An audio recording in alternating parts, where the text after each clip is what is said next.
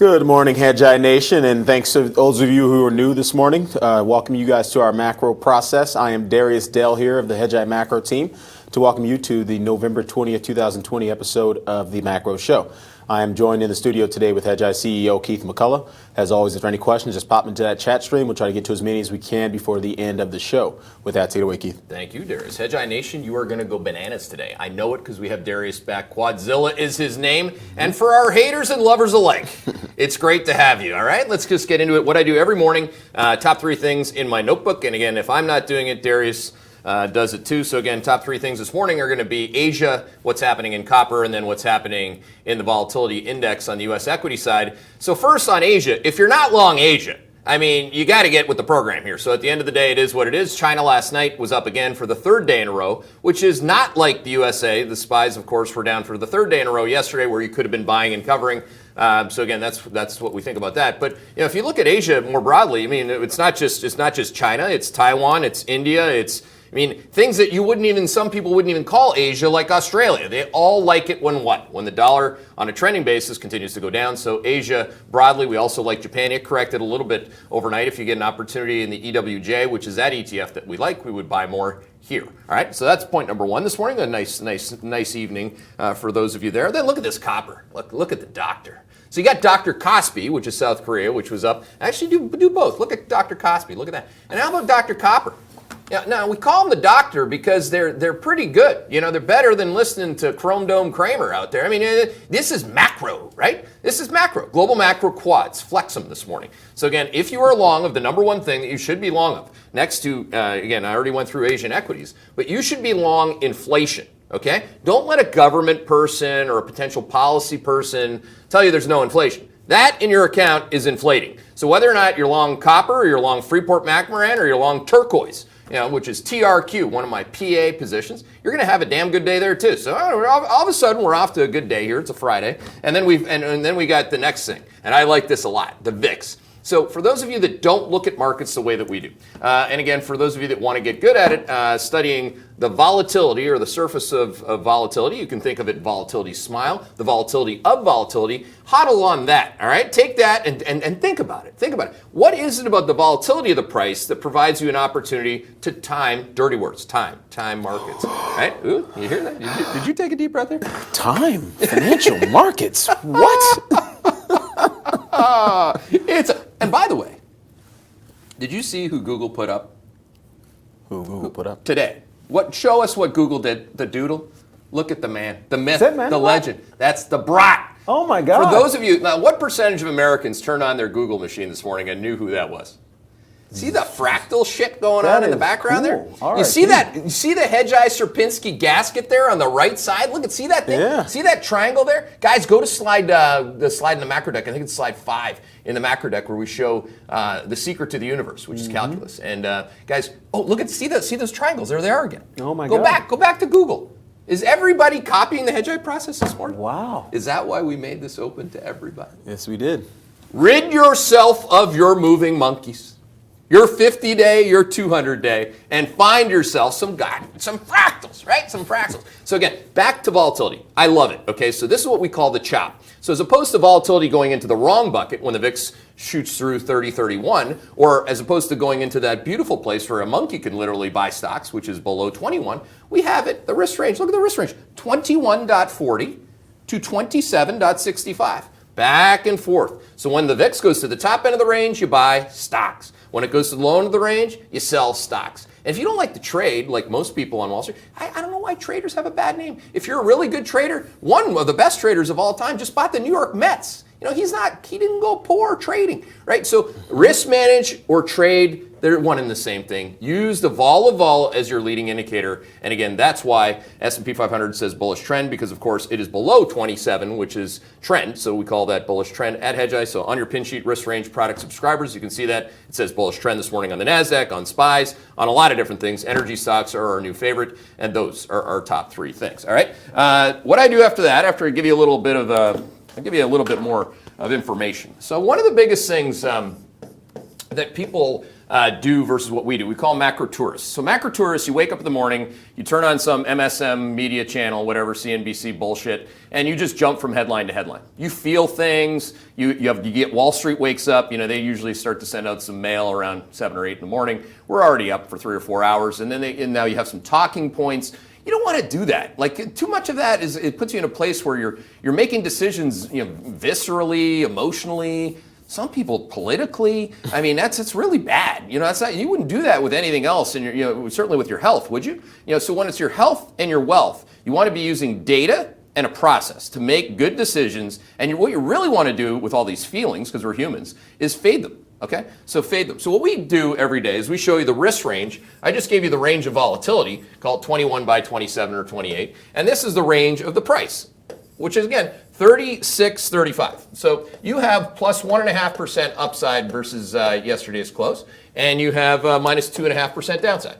Okay, so it's a pretty fair fight. I'd call that a fair fight, a little bit more downside than upside. But if the market was where it was on the lows of yesterday, it would have been more skewed to the upside. So you know where the probabilities are, all right? The probabilities are either playing to your favor to buy or they're playing to your favor to sell. When you get to the top end of the range, you start making sales. That, by the way, would be a new all-time closing high.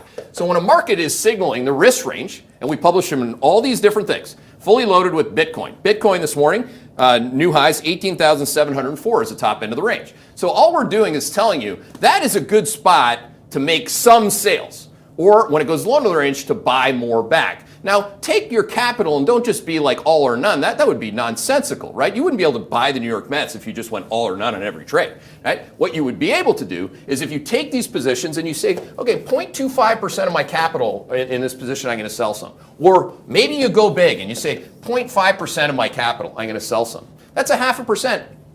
That's not much. So what we're doing is, as opposed to being the uninformed volume, the people who are acting emotionally, they feel things there, right? You want to fade those feelings, and you want to clip them. You want to pick them off. All right, you want to feed the ducks. That's what we call it. So again, you guys can do this, and I know that those that don't know how to do this are being provided a free education this morning. Nothing's better on earth than that. A lot of people want to be educated. They don't want to talk about who taught them, though, right? So again, that's okay. That's okay. We can be shy about it. We can be silent about it. But again, we're going to work hard at educating people on how to do it the right way. Look at the volume. So again, when you look at the price, you don't just look at the price. That would be ridiculous. That would be non-Mandelbrot. That would not get you on the cover of Google this morning, no, right? Not at all. Because you would be looking at things one-dimensionally, right? The simple moving average of a price doesn't include the volume associated with the price, or certainly not the volatility. Now, every single risk range embeds the three-factor model, which is price, volume, and volatility. And what I say to people that don't use volume and volatility, I just kind of like say, hey, you can do that if you want, but we're going to keep picking you off. We're going to just keep picking you off. So again, that's what we want to do. So yesterday's volume was interesting in that you had a market, quote unquote, down day, intraday, and then you end up with volume that really didn't really coincide with people freaking out. The volume was down 19% day over day. So that's something to just be aware of. A lot of this, when we go through the paces in the morning, is just making you aware. Wouldn't you prefer to be aware? Like, think about it like going outside in the morning, right? Yeah, if those of you that have a dog, like the first thing I do in the morning, Boomer goes outside. What if I went outside and I was like, it's not supposed to be cold today. I don't want it to be cold, but it's freaking 34 degrees out. I mean, what would you do? Would you have a feeling about that? Well, the valuation of the weather, blah, blah, blah, all this stuff. No. This is about dealing with your life the same way that you deal with your portfolio. You, again, take conditional factors. It's a lot like the weather, and just deal with what you got, all right? There's a little frost on the ground, Boomer. Hey, man, you're going to come into the house with some wet paws. I got to dry those off. In the middle of summer, you don't have wet paws unless it rained, right? So we understand that every morning we have an opportunity to take the information that we have, just like the weather, and it's all data-driven, and it's objective, and we, again, make good decisions, the best we can with the new information that we have. So pay attention to that. Already talked about volatility. Then once you start to peel back the onion, because you wouldn't just look at the Dow and points. You don't do that, do you? Seriously, you wouldn't do that. But look at the sectors. So there are sectors inside the market, and some sectors you buy and some sectors you'd sell. So yesterday, if you were long healthcare utilities, you didn't have as good of a day if you're long tech or energy. So again, what I'm doing on the damn dips is I'm buying energy, and I'm also buying tech. And we'll go through that on our mid-quarter update call in terms of why you would do that in Quad 2. Quad 1 really loves energy, so it's Quad 1, Quad 2, we want to be long inflation, but we also want to be long growth. So for those of you that have had the Wall Street talking points, CNBC's like just, it's value versus growth. growth. No. Value really works when you go from quad 4 to quad 1, okay? And it did. So again, when you think about that, that's what it is. But what we want to do is understand environmentally what quad we're most likely going to be in, and it's quad 2 is what we're rolling with right now, and we're going to reiterate that again today. What else I got going on? Oh, so then you start to look at it across asset classes, because you, of course, would never, it would be silly, right, to look at the Dow and points and not look at what other markets are doing. I mean, come on. Not other, they aren't just stock markets. Look at cross-asset class volatility. So again, these are foreign currency markets. This is like the bond market. Bond market. What the hell's a bond market? Yeah, bond market. So the second thing there where it says ICE, that's not like ice baby. That's the move index. And so if you're moving a little bit, you're feeling a little bit. I got you going because I'm a really good singer. Don't do that. Right? Move when the move moves. So right now the move's not really moving. If it gets above 54, 55, that would be Treasury bond market volatility. It's clean-cut signal to be shorting treasuries. Now, right now, the 10-year yield is in the risk range of 0.81%. So again, these risk ranges, risk range. Okay, risk range equals 0.81 to 0. What is it this morning? 99. Gretzky. So we got 99er over here. Once we get above that sucker, the move's going to move. Because what's going to happen here is that bond market volatility is going to be saying, oh my God, I got interest rate risk. So again, I'm waiting on it. I'm short gold miners. Not yet short gold. I need a bounce to do that, but I sold all my long positions and sold all my long gold miners on October the 1st. See how you do it? You go for 2 years, we're long gold miners, treasuries, and then sell them, then we short them. Oh, yeah. You go both ways? Oh, yeah. You don't just hodl every position in global macro? Nope. Oh, man, that's crazy. Yeah, rub my belly. Ain't so sexy. Yeah, isn't it great? It's fantastic. I am, to the few people that want to go both ways with me, I am sexy. I go both ways with you, brother. I don't think I've ever shown you my belly like that, but I am growing it out a little bit. Oh, I've seen your belly. We're going down a dark rabbit hole. Yeah, we are. So again, what you want to be doing here with that message is we're getting ready to short bonds, treasury bonds. And where you short bonds is right here. Wait on it. Right here. Mm-hmm. For now. And if it goes to 0.80 and you got some guy on Twitter going, oh, he said that risk range was 0.81 and went to 0.79 the next day. Yeah, the thing moves in real time. Because the price, the volume, and the volatility moves in real time. So we have this thing just like you would have in like a fighter jet, which is called your dashboard. So when you're flying, and then a MiG comes over there, you got to change what you're doing, right? The risk range changes. We call it the OODA loop. For those of you that don't want to start studying like some of these calculations, and by the way, I got to say, I would say that if I just flip, how many of you guys know how to calculate that? Just be honest with yourself. Darius does. Right? Mm-hmm. So if you don't know how to do that, what we're trying to do is say, we know how to do that. We know the dude who's famous at Google today. One more time, give him a little shout. And we're going to do it this way, given all the information that I just gave you so far, which would include the implied volatility data. Now this drives people up a frigging wall. Now the old wall. Look at this implied vol. You got to go from Mandelbrot to the vol of vol. Don't forget that Mandelbrot is who taught me this. God rest his soul. He died in 2010. It's his birthday today. You see the implied vol discounts you see on some of those things? So what you see this morning, there's a little green arrow there on natty gas. Now what is it about natural gas? Okay, so when we get natural gas, so when those numbers go green, that means that we're most likely getting a buying opportunity. So that means there's an implied volatility premium. That means that shit's going down, so people are buying puts, right? They're hedging, because people, that's what they do. That's what you don't want to do. You don't want to be with like the Dow and points people, right? You don't want to go to the golf course and say, it's the market up today, I'm 200 points.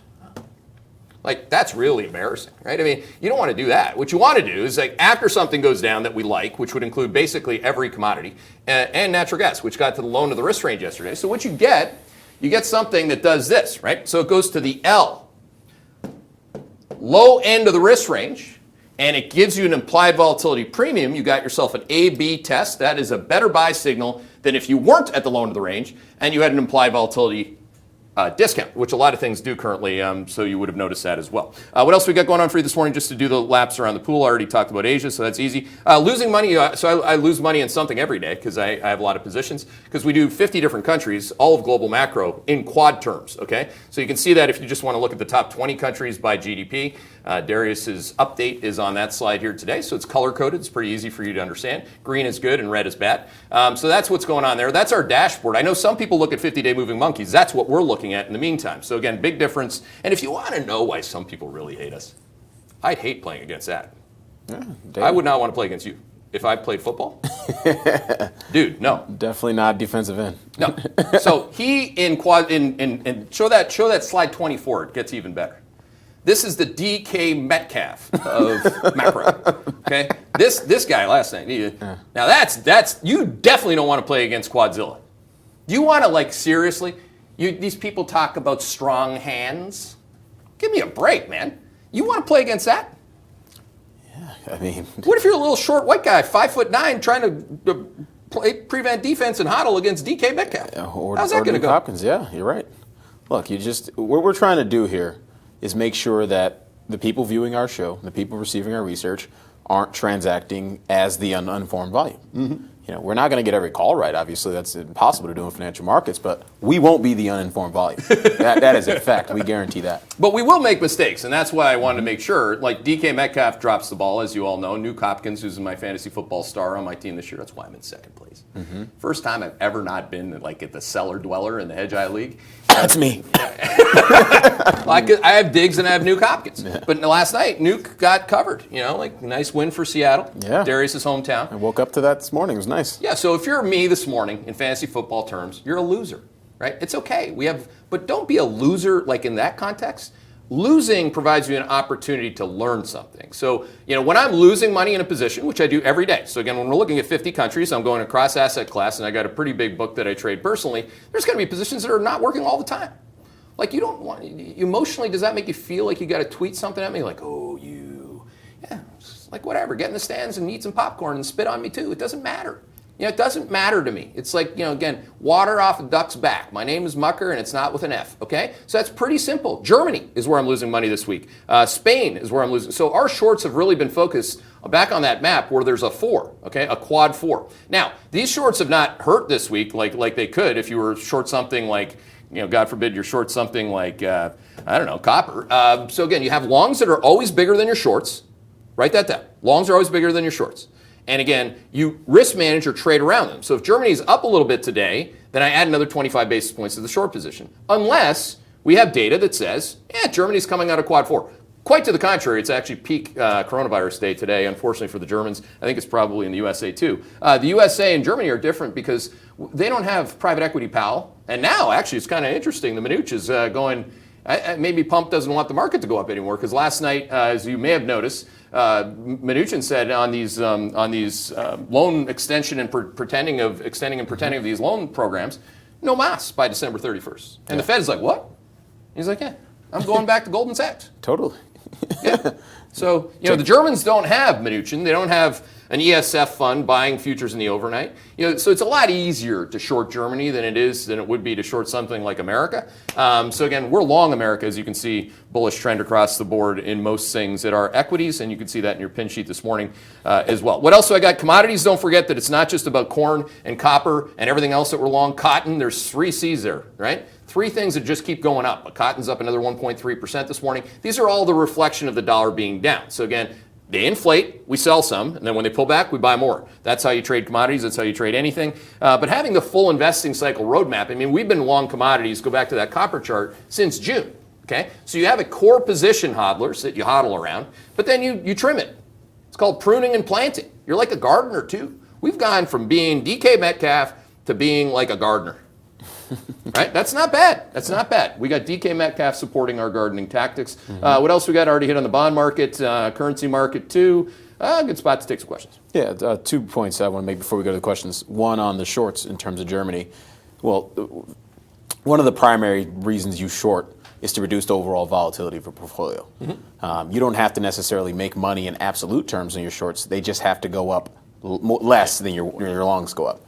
Then you make money on the spread and reduce the overall volatility of your portfolio. If they go down, that's fantastic. That's a really good point there. So for those of you, and look, the reality is that people that run hedge funds long short aren't really good at running hedge funds. Like 80% of them have sucked for the last however long, like decade. So we don't expect day one for you to be aware of everything that's going on and play at the highest level. Again, we want to try to get you there, but this is not easy. If you don't want to short stuff, don't short stuff. We've got plenty of long-only ideas that have acted fantastically. Is that a word? Yeah. Okay, so if we go like something like this, so what Darius just said is let's use my girlfriend. For those of you that don't know, I'm married, but I go both ways and I have a girlfriend. Her name's Pink. Love her. So hot, right? Pink. So when we get into something really sexy, we get into the pink stuff. All right, so if we have ourselves our long position, let's say we got EWJ.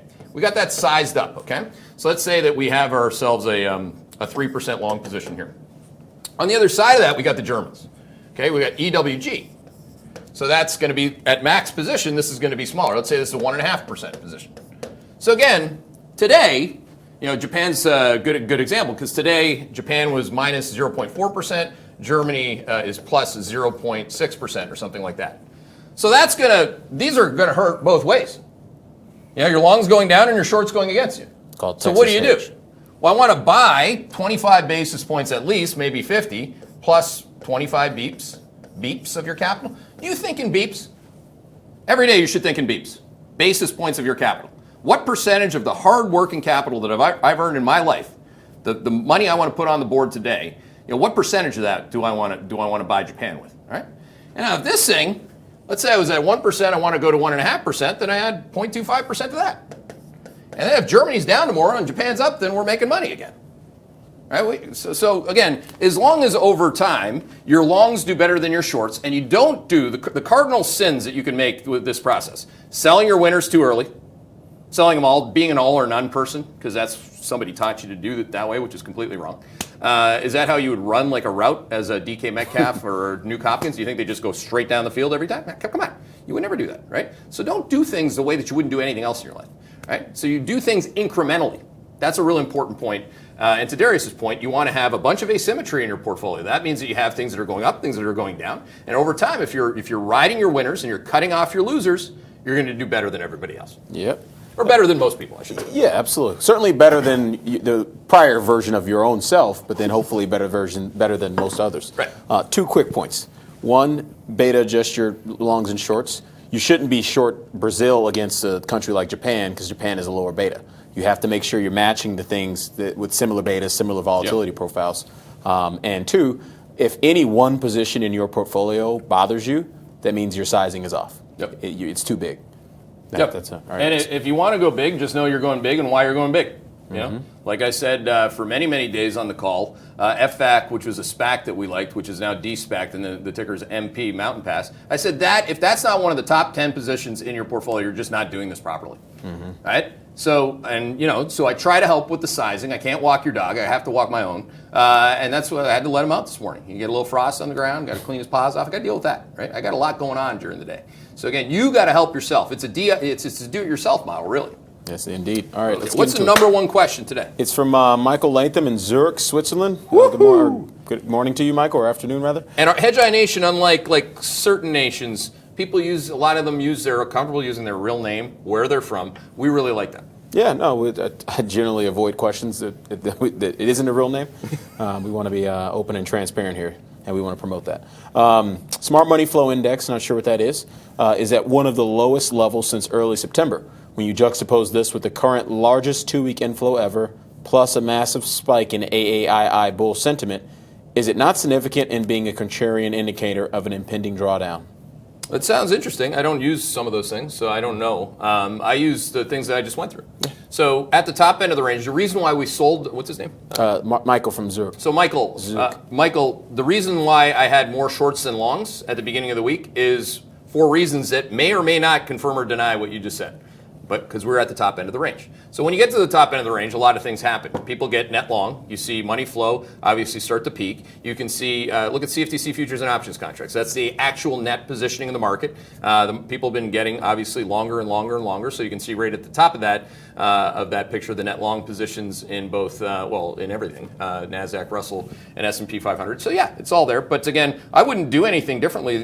Your question's not going to change how I play the game today. Absolutely not. That's an interesting observation observation, and generally those types of behavioral observations go back to slide 5. There's a reason why one of the 3 main triangles are the foundational points of our process. It's math, it's time series history, and it's behavioral. What you called out are some behavioral factors using things that I don't particularly use, but using the things that I use. Earlier in the week, I would say that that was a good spot to sell, in as much as yesterday was a good day to start to buy some more again. Same thing with Japan. Japan has actually been down for a couple days in a row. It was overbought at the end of last week. So again, we're using the edges of the risk range to really define that a little bit more, well, not a little bit more, much more surgically. On Darius's point on somebody, like, it's not like some people can't use their name because legally or their firm doesn't allow them. There's a guy or a gal, I don't know, it's probably a gal because they're smarter. But look at this tweet. Guys, do you have that tweet from, so he made this thing this morning. Look at this, Darius, I don't think you've seen this.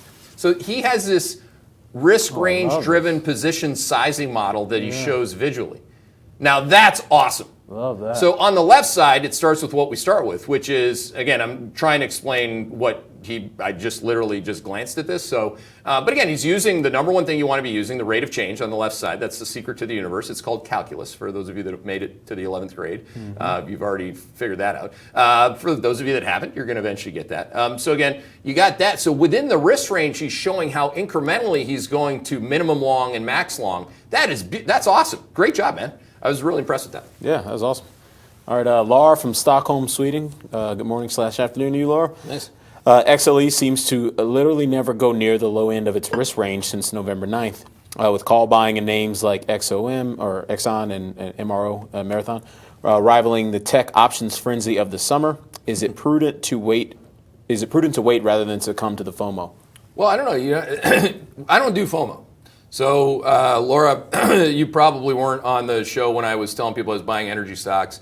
And I said, hey, look, I can't buy it in real-time alerts because, to your point, it's not at the low end of the range. If I don't hit the button perfectly, which is pretty much impossible. You know, the guy who bought the Mets, he doesn't buy things one time, sell things one time like I have to try to do in real-time alerts and be perfect. That's not actually how the game is. Real-time alerts is actually built to help you think about where I would be acting, as opposed to being the uninformed volume at the wrong spot to be acting. So that's what that's doing there. So no, it's not at the low end of the range, and that's typically of something that's undergoing what we call a phase transition. So it goes from bearish trend for a long time, our energy signal was bearish trend, to finally goes bullish trend, it rips, and then it comes down a little bit, doesn't come down a lot, and then when everybody doesn't think it can go down a lot, it goes down a lot. So it's eventually going to happen for you, Laura. Yeah, there's always going to be a chance for you and I. You know, there's always going to be a chance for us to buy it at the low end of the range, but what you're going to notice is that the low end of the range keeps moving higher because the volatility of the price does what? Laura, it keeps moving lower. So again, this is something that on down days, another good example where you can be contributing, let's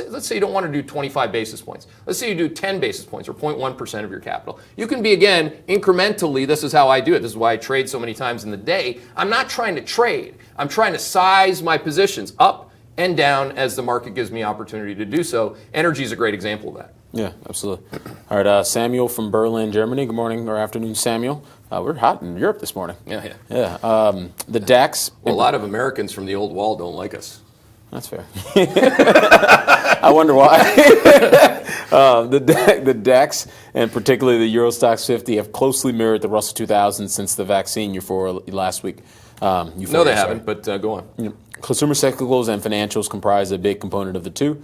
With the ECB stimulus bonanza coming in early December, shall we reduce shorts as there is growing risk of new highs ahead? No on everything that you just said, actually. So apologies for that. Most of what you just said mathematically is not true. So let's just start with that. And it doesn't mean that you're lying. It just means that you might not be looking at the data. Guys, do we have the DAX chart from the last 2 days I've been focusing on? 3 times in the last 3 months, it's gone to this place and failed.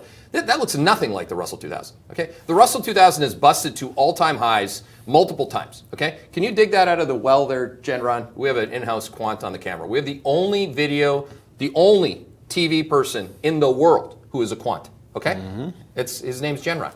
Look at this guy. You want to try to steal one of my teammates? Go for him. He's awesome. Like look at the come on. There he is. That does that like pull up a 3-month chart or pull up post-vaccine. On the vaccine day everything went up. Well, I'll see that part of your point. But again, it's a little bit like and hopefully you're okay with me just calling that out because that's an important thing. That's an important thing. Like what is the truth embedded in what you thought you saw versus what actually happened? So that's a big difference. This happens on sports talk radio shows, right? Where somebody calls in and says, "Oh, that guy was And then the guy with the stats is like, well, actually, that's not what happened. So again, or the people that don't actually even go to the game or watch the game, they think they know everything about the game because they want to see or feel something. Now, what you should most importantly notice with this today. So let's just go to specifically what we have in our notebooks today.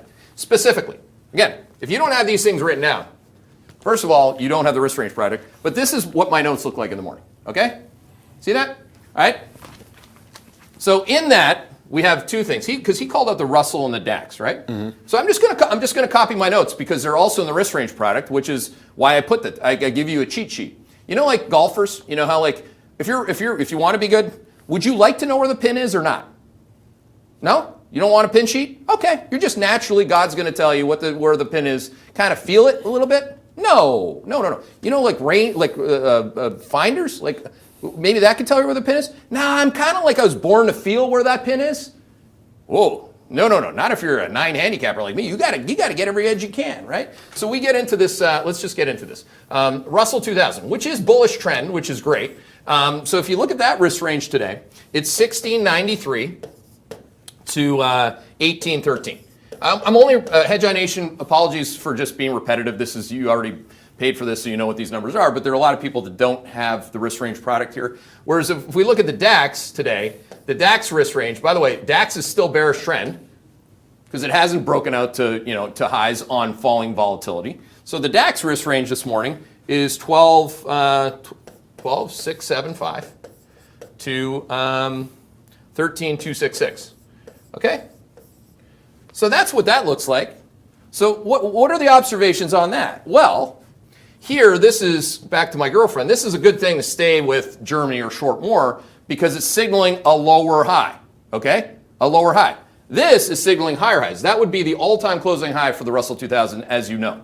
So up until most recently, the Russell couldn't get above 1740, which is the prior all-time closing high, which goes all the way back to Q3 of 2018. 2018.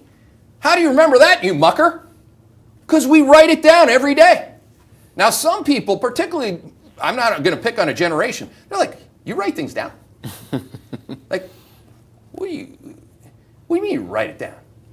We have computers. I might be the youngest person I know that writes stuff down.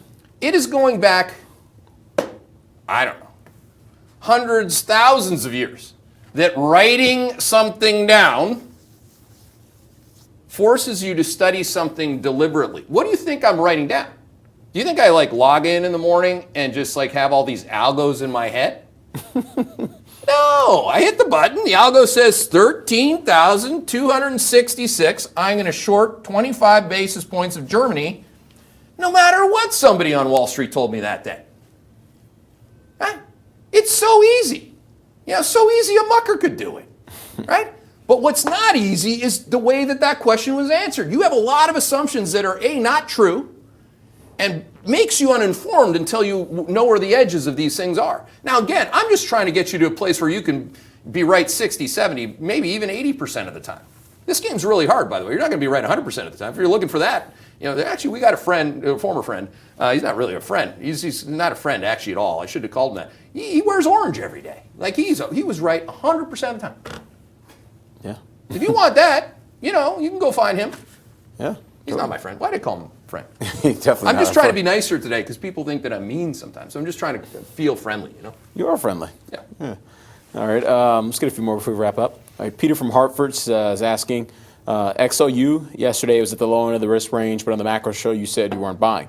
Is this because it doesn't perform well in quad 2, or are you seeing something in the signal suggesting underperformance? Bingo.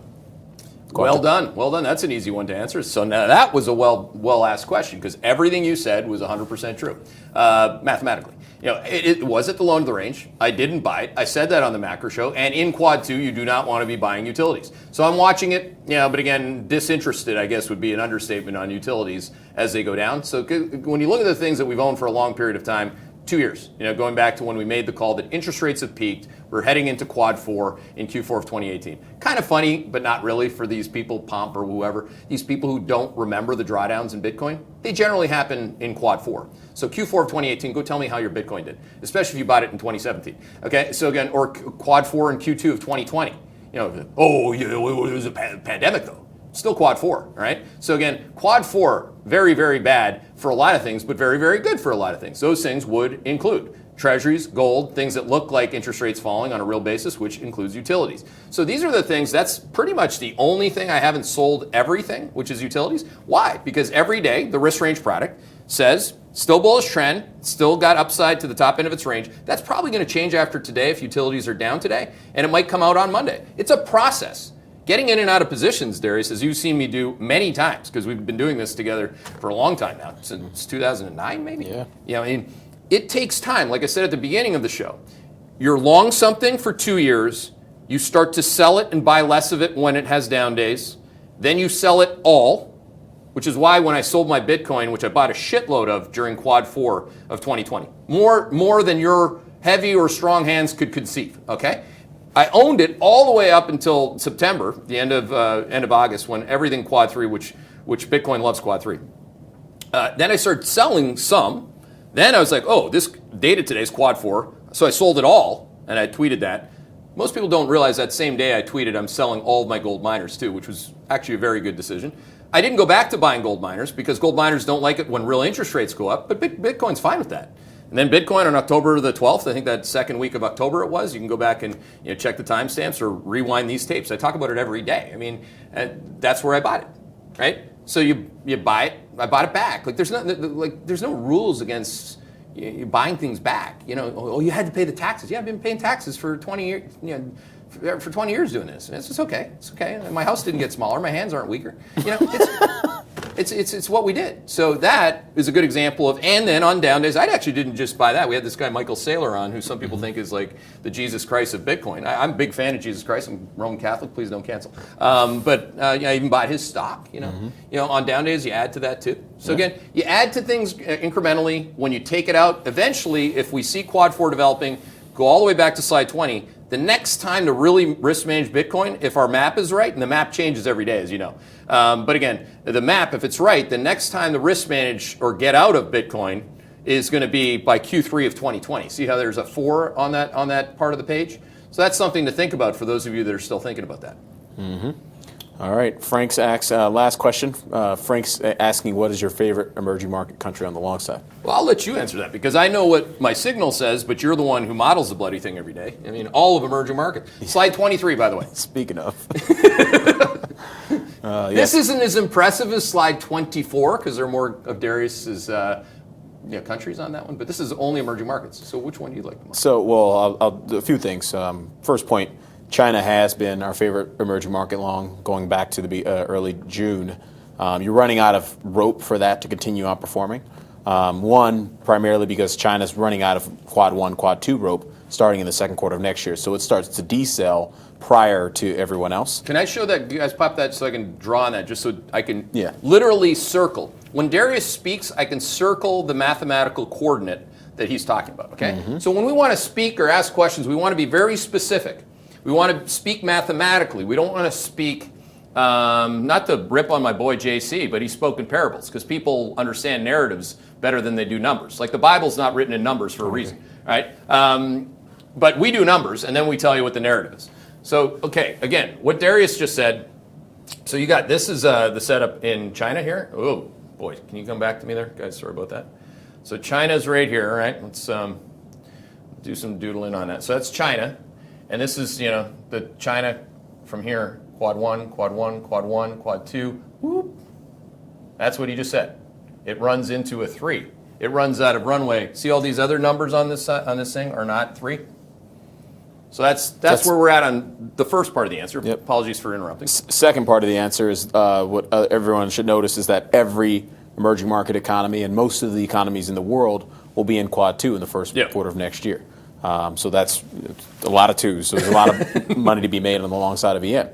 Number 3, in terms of favorite, it's not our favorite now, but it will likely outperform starting in T-1 or 2 months, are all the countries, the twin deficit EM countries that are currently in a quad 3 or quad 4 right now. Okay. That's Brazil, that's Colombia, that's Indonesia, that's Philippines, that's Poland. Russia's not twin deficit, but it's slowing currently, and South Africa. Why are all these twin deficit countries slowing? Well, it's because the world had been in a quad 3 to quad 4 state on a trending basis, and these companies have been, or these countries rather, have been starved for the capital that they need to grow. So when you make that pivot out of quad 3 and quad 4 into quad 2, and particularly potentially a sustainable 6-month quad 2 move, that's what's going to create a lot of our performance in these types of exposures. So just a lot of, you're running out of stuff that's short. I mean, we make this point every morning in our notes and on the phones with clients. You're running out of time and space to price in COVID-related negativity, because the machine is looking at all those twos. And eventually it's going to start to rotate into places like Brazil, into places like Indonesia, into places like South Africa, in so much that it's doing that within the equity market. Energy is the same exposure from the perspective of the machines as in Indonesia or South Africa is. And so we want you guys to be very cognizant of that as well. So if you do, I was just like, while Darius was talking, I do what I always do when he talks, because he talks mathematically. So again, if you don't like me or you love me, it's okay. We're good with that, right? What I love to do is listen to a mathematical process and then pull up, like some people, Poland, like really? You're going to buy Poland? Yeah. EPOL is the ETF for Poland. We have 174 ETFs at any given time we could buy or sell and hold or hodl for as long as we damn well please, okay? And then we don't hodl them because we short them. So again, if you shorted Poland when Europe started to peak and slow in quad terms, which was at the end of 2017, Poland, the EPOL was down 55% by the time you were into quad 4 of 2020. By the way, we made that call. Yeah, so Poland's there. Now Poland is broken out on a trend basis, barely. So it's new. So again, that's another idea. So if Germany's data keeps leaking red, then I'd be long Poland against Germany. So you can go take out the European factor risk, is what we would call it. Take out because Europe's been going up, everything's been going up. But what goes up more? Like Poland could easily go from, and again, I'm going to get asked about this bloody thing every day because I just talked about it. But I mean, I'm actually not long it, and I wasn't focused on it until Darius just said it, and that's something to pay attention to, because this thing could easily go from where it is right now, 17, I'd easily go to 22 over the course of the next 6 months, if we are confirming that we're in quad 2 for Poland. And the process, what would it be how could we be wrong on that? When would you know that we're wrong on that? Well, for starters, I would know that we are going to be right on that the second bond yields break out in the U.S., because that would be a definitive quad 2 move domestically, and I suspect that would catalyze a broadening of the machine's chasing of quad 2. And which would mean the dollar's going down, emerging markets are going up. Bingo. And so how would we be wrong on that? One, that does not occur. And two, the dollar starts to break out the bullish trade and then bullish trend. If the dollar breaks out the bullish trade and trend, that's telling you that all the COVID-related weakness, the phase 3 stuff that I've been literally talking about and prepping you guys for months now, that's actually started to weigh on asset prices. And so that's, we'll know. We'll be watching that. Yeah, and for those of you that, so still some people really struggle with the concept that somebody might actually sell something or short something. But go back to, like, in September, it was a great risk management call to notice that the dollar was starting to rise and broke out on what we call our immediate term trade duration. And a lot of shit hit the fan. Like, a lot of things in dollars went down. Okay, so that was part and parcel, just because I know we have some of my Maxi friends watching today because it's free. But I sold it for the reasons that we execute on the process. What you don't want to do if you're in this game, again, if you just buy and hold one commodity or asset for the rest of your life, that's not what we're doing here, right? If you have $100 in your account, and you want it to be something else, and just go hodl that. That's great. If you're somebody that's part of a portfolio, even better. What we really do, we want you to understand, and when you make a mistake, did you make a mistake because you were wrong, or did you make a mistake because you had a bad process? There's a difference. In a game of life, or in a field of sport, or in an arena, you're going to make so many mistakes in a game, but do you win the game, and do you win the championship? Do you win over time? If you anchor on every mistake, you're going to really screw up. You're going to be mentally disabled to play the game. You can't play that way. But you have to build confidence in your process. Am I making these decisions deliberately and on a rules-based basis all the time? If you do that, you're going to be way better than the alternative, and that's what we're trying to get you to really buy into. Indeed we are. All right, thanks for joining us this morning. We appreciate you guys tuning in. For those of you Macro Pro subs and institutional subscribers, we have our mid-quarter refresh of our Q4 macro themes today at 11 Eastern. We look forward to joining you guys there. Cheers.